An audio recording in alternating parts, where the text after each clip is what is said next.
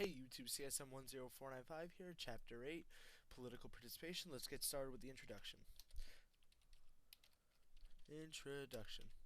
Um, so in this introduction, we're going to compare the United States' voter turnout with that of Europe, of various European countries on, I guess, an average. So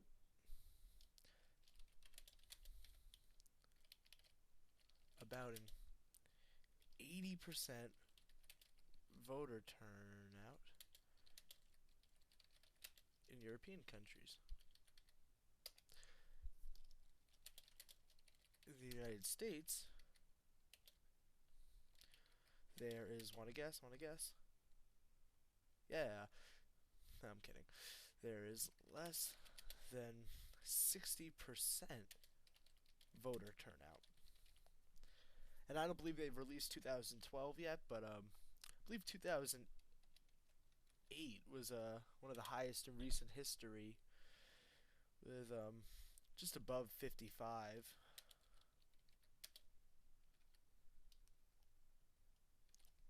And that was one of the biggest elections in, at least my mind, in recent history. Anyway, so let's delve right in. Why is this happening? Let's delve right into the why. We'll examine it a little bit further, but the low turnout in America is blamed on a lack of interest, enthusiasm, and even concern. People might not care as much as they used to, or as much as people of past generations did about what was going on in the country. So there's our introduction. Next point we will go right into is a closer look at non-voting. So, a closer look at non-voting. So, there's an alleged problem. So, the problem: we have a low turnout compared with Europe.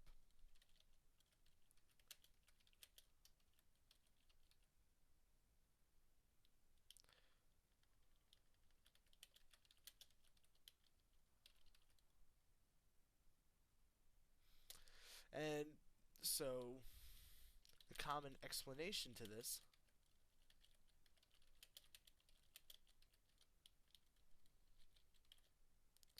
is that people don't care on election day. They don't think it's worth it. However, the real problem, or I guess the real problem that that we need to solve in order to solve this, and then not have to worry about an explanation to it, would be, and I'll even italicize it. We have low registration rates. Let me take a quick moment here to underline these before I forget. So yeah, we have low registration rates because we don't have people registered to vote. They can't just vote on election day. It's not that easy. It can get really complicated. I know, being in college now, I have to vote where I go to school, but I have to register here. There's a whole complex thing, and it's a pain. It's a pain in the entire body. They should really make it easier, and then more people. I know, at least in my building, very few people I knew wanted to go vote. They just didn't care enough because they said, "Oh, it's too much of a pain. If I only had to pull a lever and I voted, that'd be it." But the fact that I have to send 5 forms here, another form here, and then walk 5 blocks, I don't like it.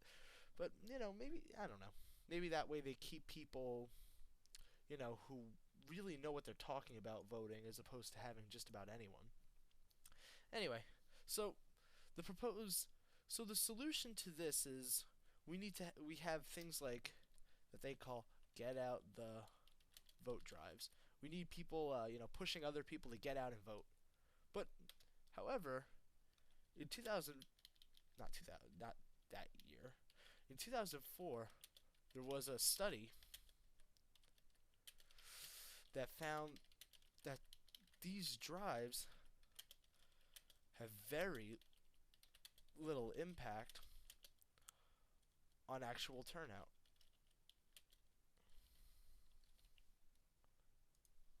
Have to excuse all my spelling errors. So, what else? What else is a problem? Well, in the U.S. and at least some places, you have to pay to register to vote. In Europe, it's free and automatic. You're automatically registered, or at least in most European countries, the ones the textbook's referring to. Well, we tried to make it a little bit more automatic. We had the Motor Voter Law of 1993, which took effect, had a forcible effect in 1995. What would this do? It gave people the ability, hopefully making it easier to register to vote when renewing their driver's license. And hey, I'm gonna go get my driver's license. I may as well just check this box off, maybe pay a couple bucks, and I can vote. Wouldn't that be great? Well, sounds great, doesn't it? Let's put this over here. It quickly gave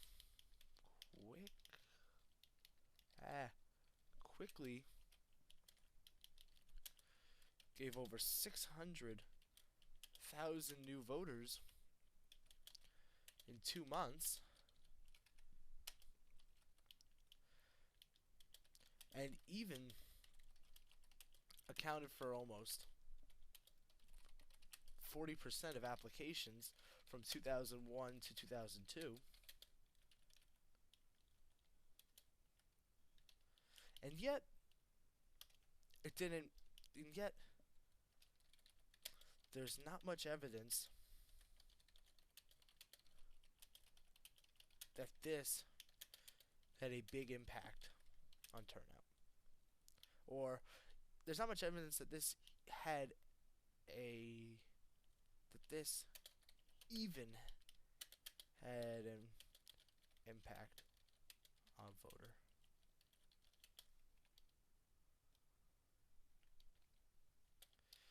Alright, gotta make sure it doesn't underline me. Anyway, but so the new idea is, hey, we don't need to vote to, show that we're participating in government. So,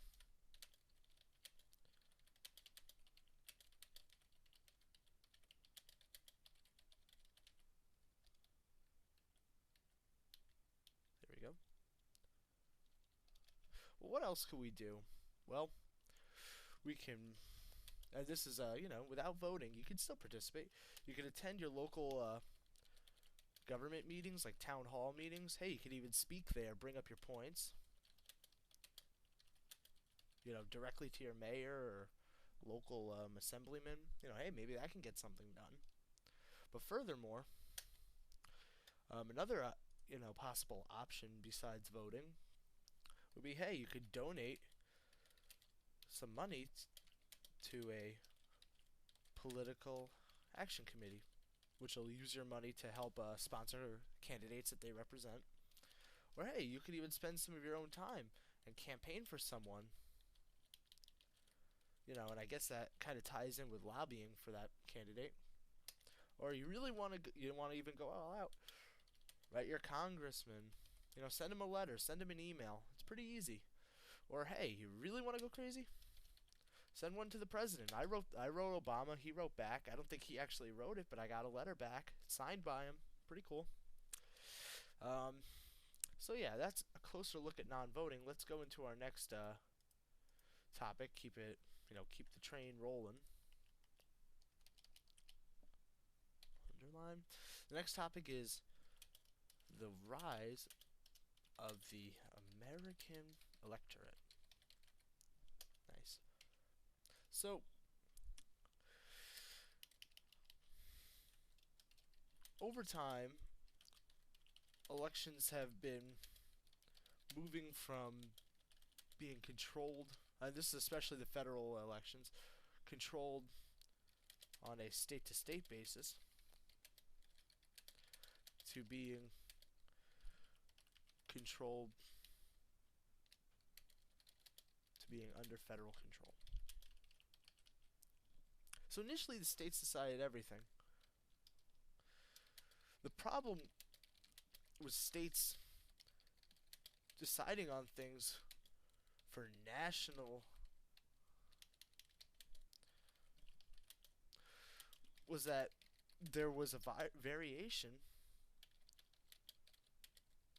on who, what, how voting was done in each area. And that led to, just dilemmas and people seeing if they can vote here in this place, not here. It was too complicated. We needed something across, more so across the board, just to simplify the matter and hopefully, get more people in the voting booth. But so let's go over a couple ways that Congress has since reduced state prerogatives. Well,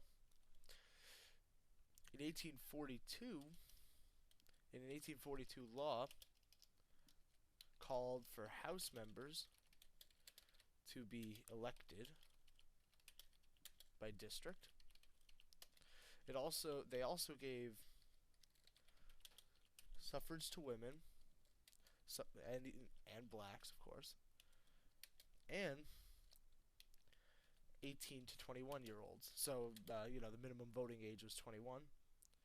They also allowed for the direct popular election of U.S. senators. That's really important. This does come up, that there is direct election of senators. It's always some multiple choice somewhere. Definitely they're going to, just seems like something they'd ask. So,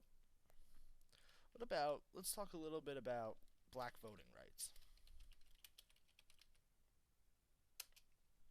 Well, the southern states did not want to let blacks vote easily. So they made it difficult. Well, how did they make it difficult? They had literacy tests, so you had to be able to read to vote. Poll taxes, so you had to pay to vote. Grandfather clauses made it so that, because some white people couldn't do these things, but hey, if your grandfather can vote, you could vote.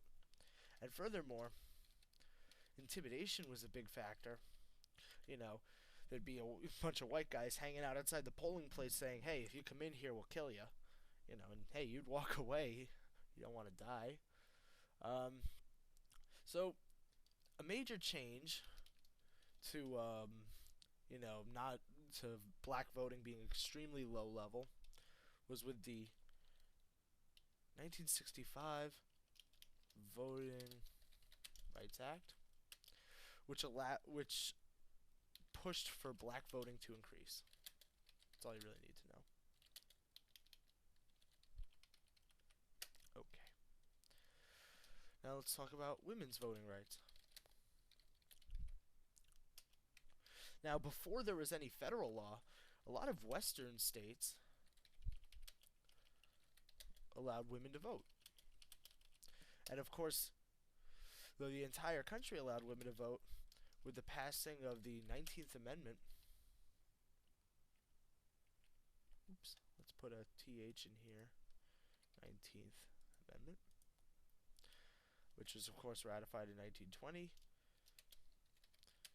gave suffrage across the board. Let's talk about youth voting.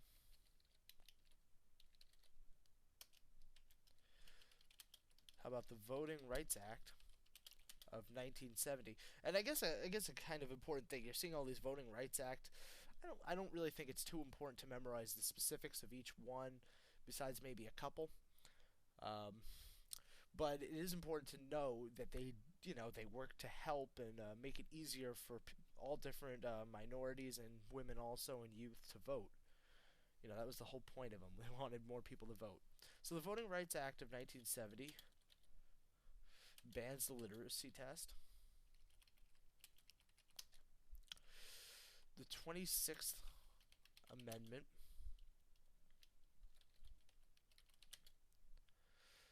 And that was in, I believe, 1971. Allowed 18-year, made it so the minimum voting age was 18.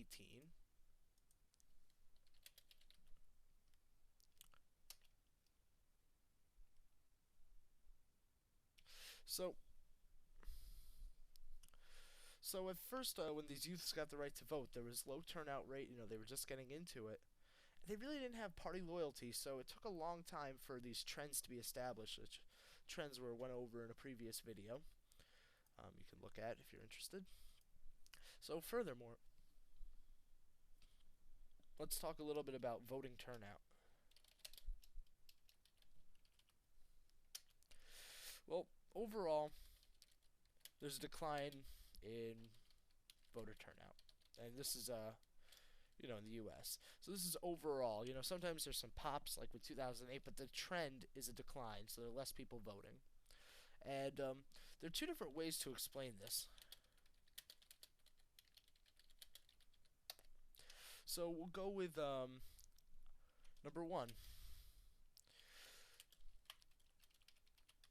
The percentages, the lowering percentage of voters, of people voting,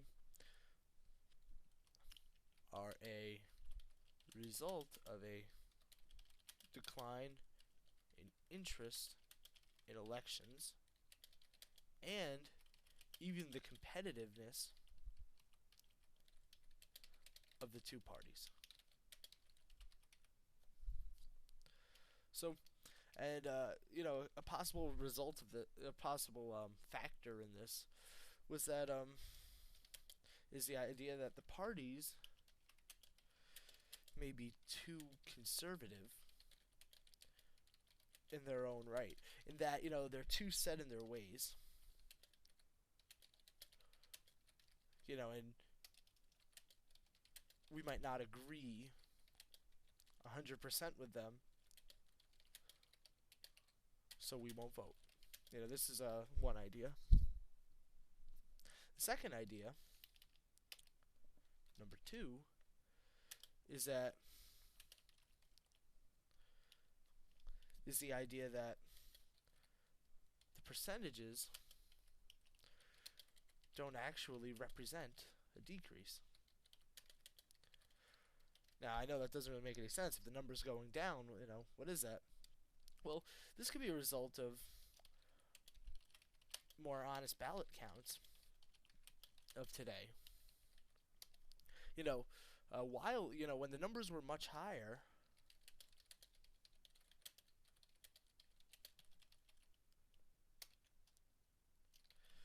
the parties printed ballots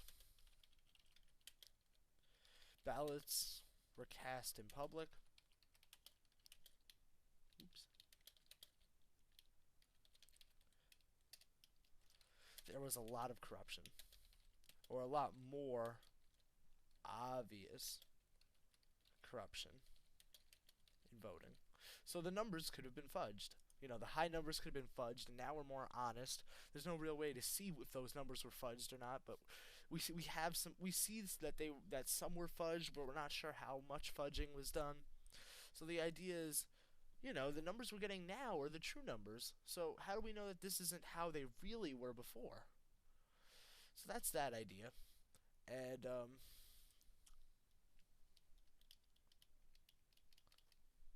what do the smart people say?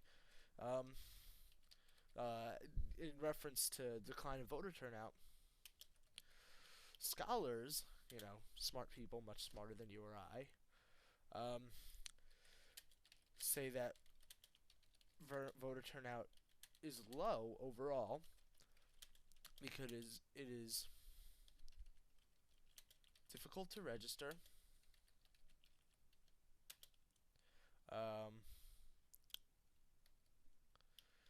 There's still discrimination. Educational qualifications.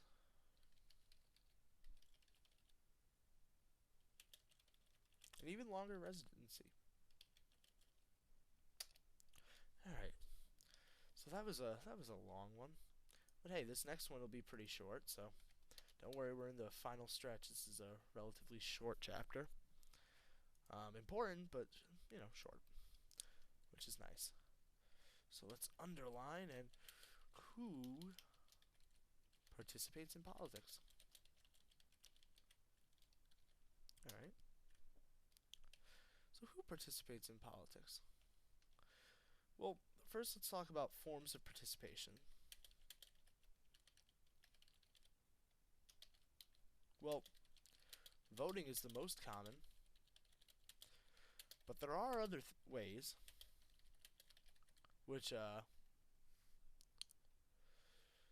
thought I said somewhere up here. Oh, we're gonna do something crazy here. Alright, so there you go. Because there are other.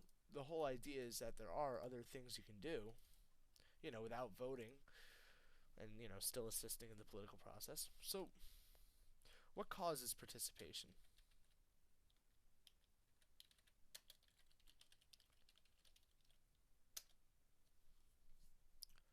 Well, it kind of goes into trends again. I mean, schooling makes you more likely to vote. And let's just say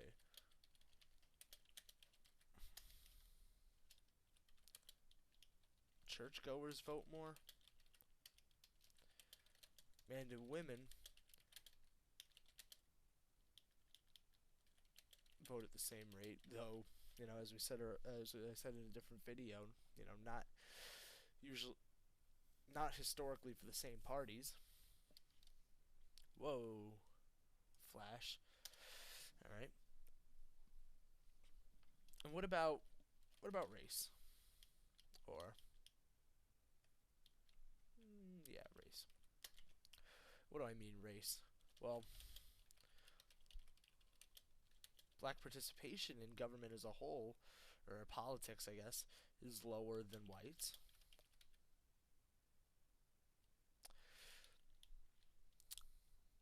And what else makes us participate? Is it because of trust? And surprisingly, studies show that no. That trust does not correlate with voting. Let me say trust in government. There we go. So what else causes participation? I guess I guess we could even say what breaks participation here. It's difficult to register.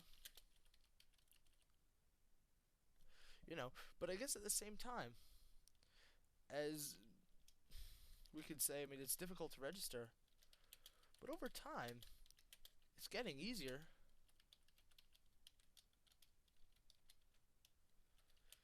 Why hasn't this made the turnout go up?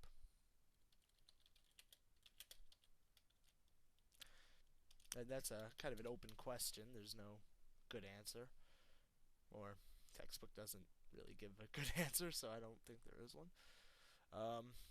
What else? And then there's some small factors that decrease turnout.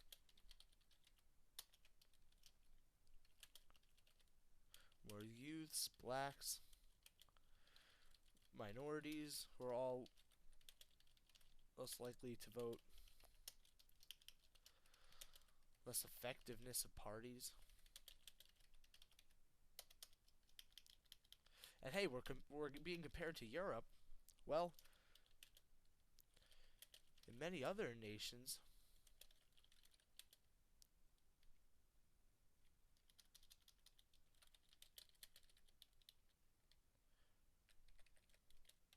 voting is mandatory. It's important to note it's not in the US. And at the same time,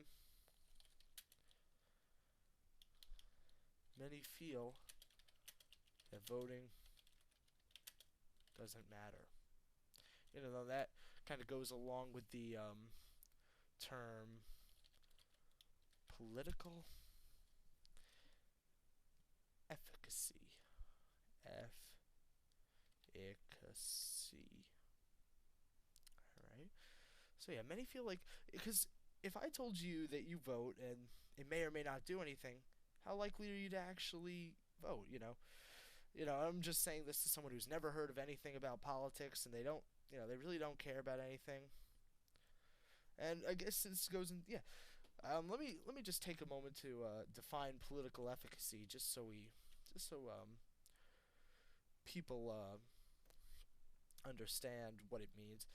Um, Political efficacy is the impact citizens feel they have in government.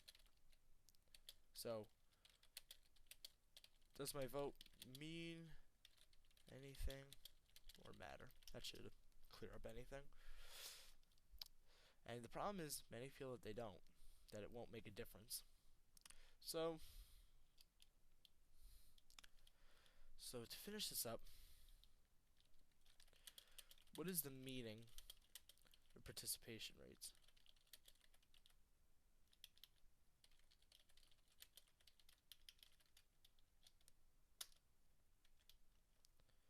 Well, first of all, Americans vote less,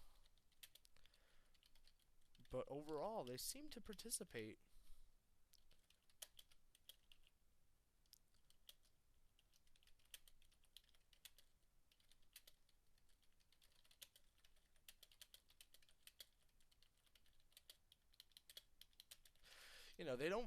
They vote less, but at the same time they have so many other different things they can do, and that they are doing. So Americans vote less, but definitely participate more. And overall, activities, political activities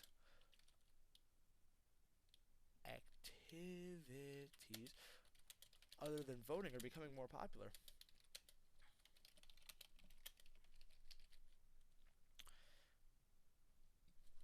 And these are definitely more common than in other countries.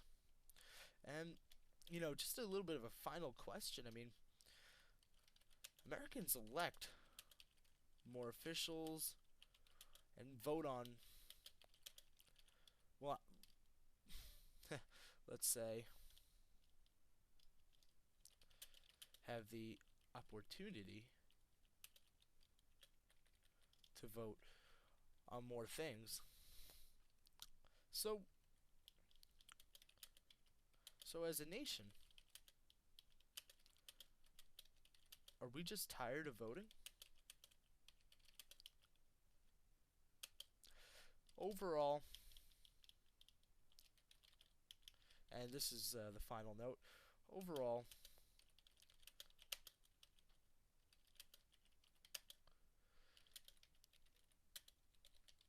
the meaning of voting rates is rather unclear. I guess we have to wait another 100 years to see what the rates really mean, because the rates, we don't know if they were accurate back in 100 years ago, and we're just gonna have to wait and see.